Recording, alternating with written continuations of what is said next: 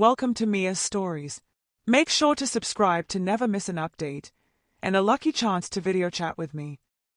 Teaching in any school poses challenges, especially as a substitute towards the end of the academic year.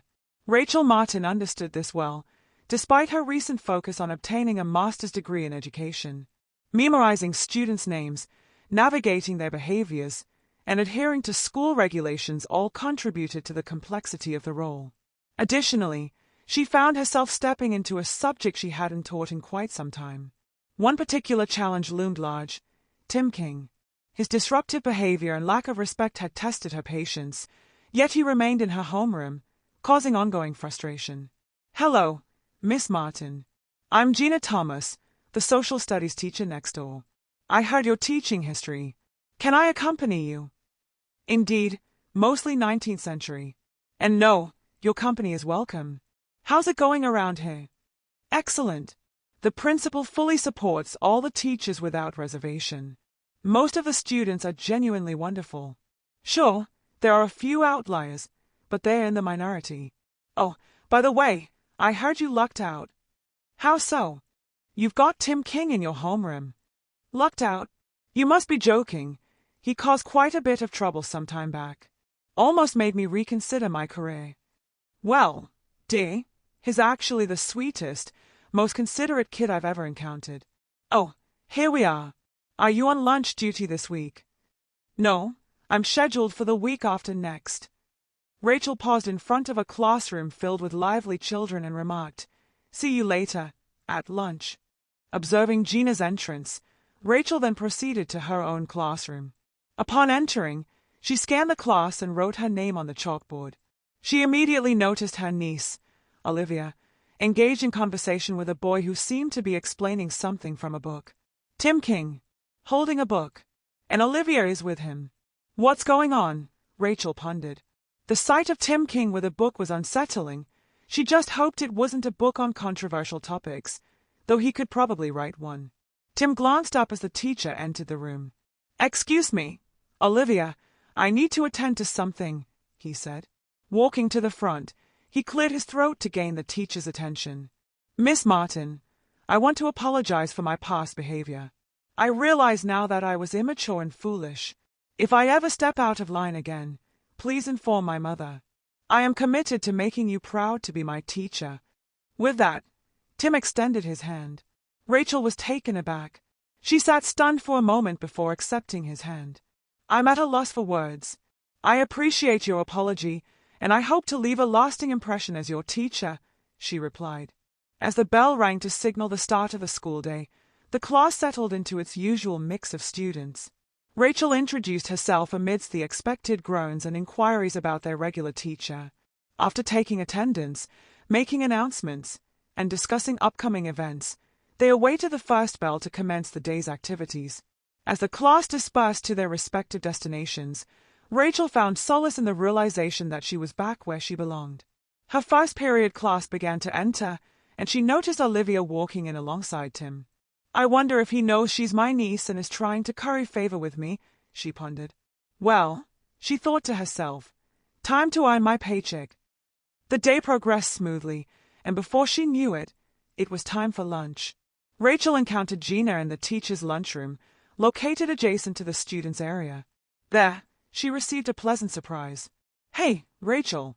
It's been ages," a familiar voice greeted her. "Lena, Chuck, how have you been?" Rachel recognized Lena and Charles Lohman, whom she had met shortly after starting her teaching career. Lena taught physical education, while Charles, known as Chuck among friends, taught mathematics, geometry, trigonometry, and introductory calculus. They were both acquainted with Tim King and his history of troublemaking. "I heard you got the enigmatic student," Lena remarked. Chuck added, "He's as much of a mystery to me as filing taxes." His friends often teased him about his struggles with tax preparation. "Yeah, he's in my class," Rachel confirmed as the four sat down to eat, engaging in a discussion about Tim King. Gina inquired, "Was he really as troublesome as they say?" "Troublesome would be an understatement. He was incorrigible, through and through," Rachel replied, followed by detailed accounts of his misdeeds from the trio. Gina shook her head in disbelief, commenting, "I find it hard to believe. He seems so kind now. What brought about the change?" "That, my dear, is the million-dollar question," Lena responded. As the time came to head back to their classrooms, the school day drew to a close swiftly. Rachel drove home, while Olivia caught the school bus. A routine settled in, and as time passed, Rachel discovered that Tim King not only kept his promise but also excelled academically. Olivia began spending more time with Tim, and her grades soared from AC average to B+ to A+. As time passed, Rachel found herself observing Tim whenever the opportunity arose. Once, in a hallway, she noticed him walking calmly, not arrogantly, towards her accompanied by 2 girls. Tim greeted her with a polite "Good afternoon, Ms. Martin," exuding confidence as he continued on his way. On another occasion, she witnessed him confront 2 bullies bothering younger girls, quickly dispersing them. One thing's clear, Rachel reflected. Tim is anything but timid. What could have instilled such courage in him? What consequence could have led to such transformation? Yet, the enigma persisted. What had steered a potential delinquent towards a future in archaeology and history? It was becoming increasingly tempting to entertain notions of extraterrestrial intervention. Rachel felt compelled to satisfy her curiosity. What had transpired? Several weeks later, on a Friday afternoon after school, Olivia entered with a cheerful "Hi, Aunt Rachel. Tim's mother wants to meet you." Well, this is a role reversal.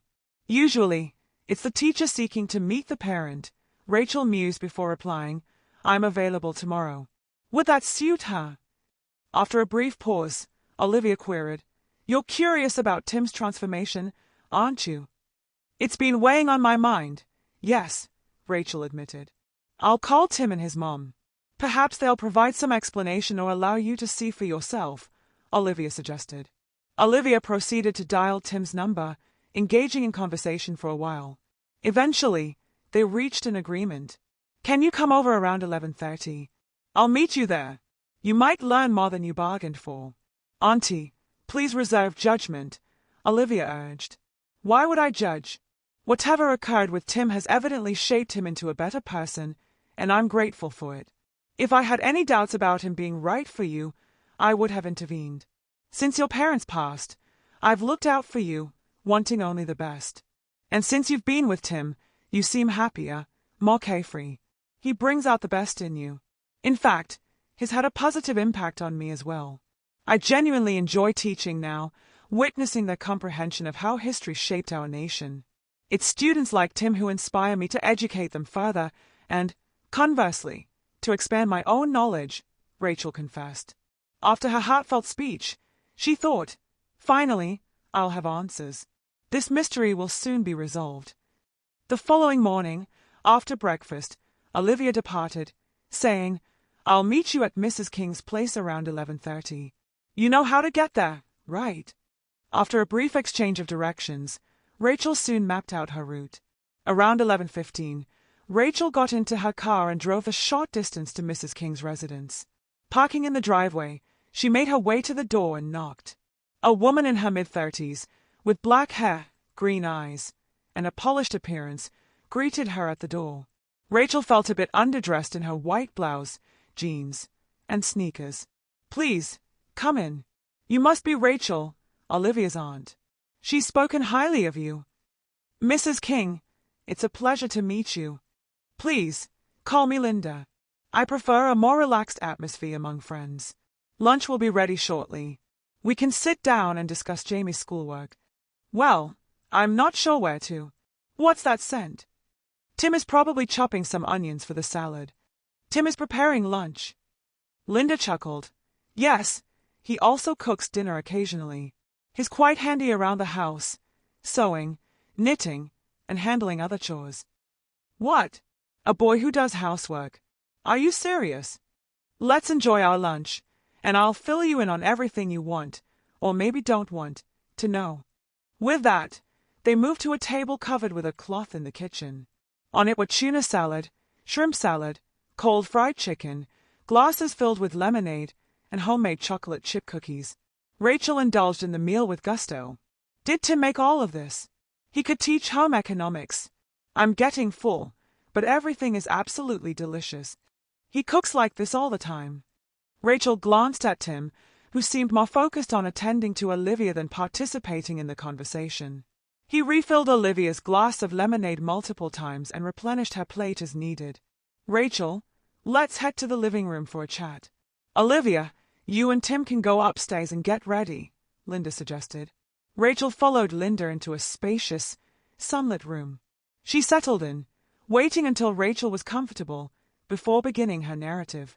Tim was a decent boy until his father decided to leave me for another, younger woman. Unfortunately, Tim believed I was the reason his father left. He started associating with a troublesome crowd to fit in, and his behavior deteriorated. His grades dropped, and he found himself in trouble constantly. I was at a loss. Finally, I reached out to my sister. She suggested, "Have you ever heard of petticoat punishment?" she asked, and explained her idea to me. So, I sent him to her for a summer, and again the next. Oh, here they come. Rachel turned to see her niece accompanied by a strikingly beautiful girl. The girl was dressed in a light blue jumper, a delicate apron, lime green blouse, blue pumps with modest heels, and knee-high stockings. She wore minimal makeup, enhancing her natural features, and her light auburn hair cascaded in soft waves to her shoulders. Surprised, Rachel remarked, "I didn't know you had a daughter. She's quite lovely." Olivia suppressed a giggle. "Aunt Rachel, I'd like you to meet my closest friends, James." This revelation caught Rachel off guard. Then, suddenly, it dawned on her. "This is Jamie. I can't believe it. You're stunning," Mrs. King commented. "They make such an adorable couple." "Thank you kindly, Jamie. Now James," responded, with a graceful curtsy. "Mother always emphasized that having an attractive girlfriend is a privilege I must earn." Rachel sat in, or as the two girls tidied up the area. With this revelation, everything clicked into place. "Olivia, dear, I'll never do anything to harm you or your friends. And I consider James, or Jamie, your friend. He or she is welcome in our home anytime." The remainder of the afternoon was delightful. Olivia shared with Rachel various pictures of James and her mother taken around the city. James proudly displayed her sewing, knitting, and doll clothes, which she made herself. Linda explained, "James creates these for the children's ward at the hospital." As evening approached, Linda suggested dinner at a local restaurant. "Now that you're in the know, it's a shame you have to keep it a secret." "Yes," Rachel replied, awaiting the girls who had gone upstairs to prepare for dinner. She had momentarily forgotten James's true identity. I still can't believe the transformation he underwent. As two charming figures in pink dresses, petticoats, and stockings descended the stairs, Rachel smiled at James. "It's incredible how much you've changed. Once, I wouldn't have come anywhere near you, and now I'm going out with you, your mother, and my niece." James smiled back, saying, "I've learned my lessons the hard way." Rachel couldn't resist a playful jab. "So now, when you misbehave, does your mother threaten to dress you in panties, petticoats, and dresses?" James and Olivia giggled. Linda clarified, "No, Rachel, when he's naughty, I take away his panties, petticoats, and dresses." If you enjoyed this story and want to show your support, please leave a like and subscribe to my channel. Also, for every comment with 69, you could have a chance to video chat with me. Thanks for your time.